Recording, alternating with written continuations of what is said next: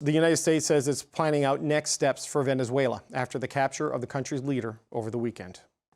Step one is the stabilization of the country. We don't want it descending into chaos. We are in the midst right now and, in fact, about to execute on a deal to take all the oil. They have oil that is stuck in Venezuela. They can't move it because of our quarantine and because it's sanctioned. We are going to take between 30 and 50 million barrels of oil. We're going to sell it in the marketplace at market rates, not at the discounts Venezuela was getting. That money will then be handled in such a way that we will control how it is dispersed in a way that benefits the Venezuelan people. Joining me now is the former U.S. ambassador to Venezuela, Charles Shapiro. Ambassador Shapiro, it's good to see you, sir. Thank you for being here today. Great. Thanks for inviting me. Marco Rubio, the Secretary of State, said there's a three-step plan for stability, recovery, and then transition for Venezuela. Does that seem feasible to you? At least they've got a plan. It wasn't obvious until now that they even had one. All this seems very risky to me. They've taken a dictatorship, gotten rid of the dictator, and left the other people in place that were the supporters of the dictator. They're still there. They're still arresting journalists on the streets of Caracas. So how this works out is going to be very, very complicated and very risky. The leadership questions remain, obviously. The Trump administration has accepted that Delcy Rodriguez will remain in power, but they believe within their control, apparently on the advice of the intelligence agencies, that this was the most sure way to preserve some stability. But then you have Maria Corina Machado says she should be leading Venezuela. Venezuelans seem to want her. How do you see it? Look, she's the most popular politician in the country now. Her party, they disqualified, the Supreme Court said she couldn't run for president, so she chose a retired diplomat with more charisma than I have to run in her place, and he got 70% of the vote. So 70% of the people support the opposition.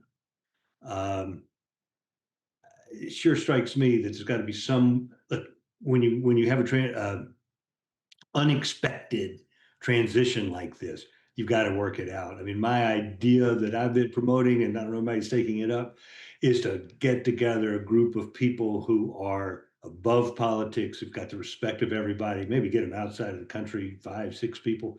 They've got to negotiate a timeline with steps. How do we do this? How do we move from what right now is a dictatorship and continues to be a dictatorship, with the U.S. claiming that we're in charge, to a democracy where Venezuelans are making decisions about Venezuela, not Marco Rubio. Well, on that, because President Trump keeps saying that we are in charge, we being the White House, the United States, they've received sort of an offering of 30 to 50 million barrels of oil they're going to sell on international markets, $2 to $3 billion worth of oil, you know, if they get sort of the going rate. He has talked about oil more than he has talked about transition and talked about democracy.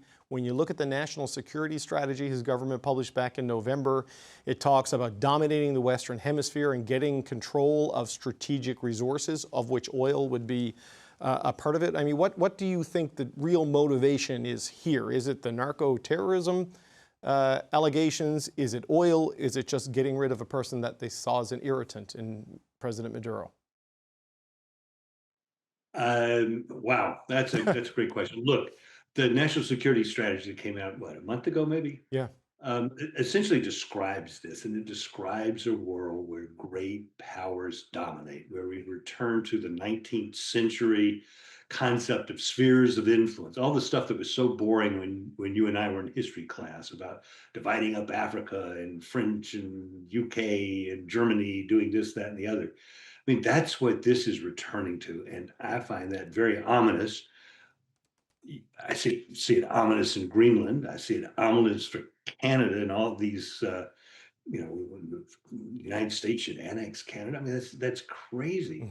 Ominous for Panama, ominous for any country in the world who's the president or prime minister of those countries where drugs are coming from those countries to the United States.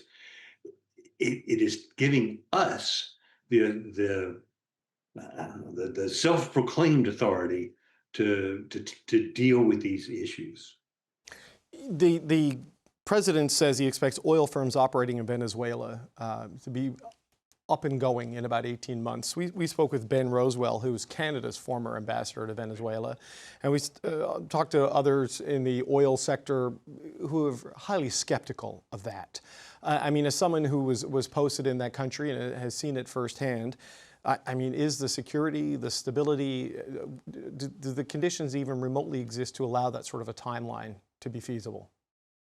Oil companies are not charitable organizations. Hmm. I've seen experts say that it would take $10 billion a year over a minimum Yeah. over 10 years to recuperate the oil industry in Venezuela. I mean, it's, pipelines, wells, pumps, refineries that have been allowed to decay for 25 years now, where the government took the money. Since the government owns the Venezuelan oil company, the government's been taking the money from the oil company that should have gone into reinvestment uh, and used it to spend on social programs.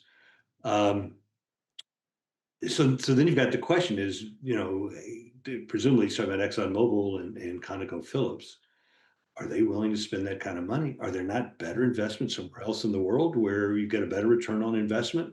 Um, I've talked to a oil expert earlier this week who said that the United States is working a deal so that the whatever is invested in Venezuela will be taxed at a lower rate and will make more money. Are we doing that? It's all very complicated, and I think there's no guarantee that it's going to work. And the U.S. Department of Energy doesn't sell oil. The U.S. Department of Energy doesn't drill for oil, and so these people are somehow going to have the ability to market oil on the world market. I'd be a little skeptical about that. Look, just a final question. There's not a lot of people shedding tears for Nicolas Maduro after what happened, but there is a lot of concern about the way it was done because of what a lot of that legal experts see as a violation of international law. Since then and before then, the president has mused quite openly about seizing Greenland, the territory of a NATO ally. Canada was talked about as the 51st state. Colombia and Mexico were put on notice, essentially, by the president. And then there's Cuba, Iran, Nigeria. It doesn't end. And Stephen Miller has talked about the real politics of the world, that force and power is what rules, and that's going to be the approach. So how far do you think this administration is prepared to go in its resurrection and expansion of the Monroe Doctrine? Look, our grandfathers, the victors in World War II, worked like crazy, having experienced the war, to build a system where international commerce and international relations operated in a rule-based system. Because they had experienced the Second World War, they knew what the alternative was. And that's what Stephen Miller wants to return to. That is the world before the Second World War. I think that's very dangerous, very risky. At the very least, how much goodwill has the United States burned up in Canada, in Denmark, in Europe, among our allies? Not a single one of our allies. I mean, typically, if there was something like this, we'd be asking you right now, can you help us put together the Venezuelan school system? Can you help us bring in people who are experts, from Alberta who can work, all that sort of thing? And I guarantee you, Canada has no intention of helping out because this was unilateral action by the United States without consultation with our allies, let alone consultation with our own Congress. Yeah, 2026 is off to a heck of a start. Charles Shapiro, it was good to meet you. Thank you for joining us here today. Thanks, David.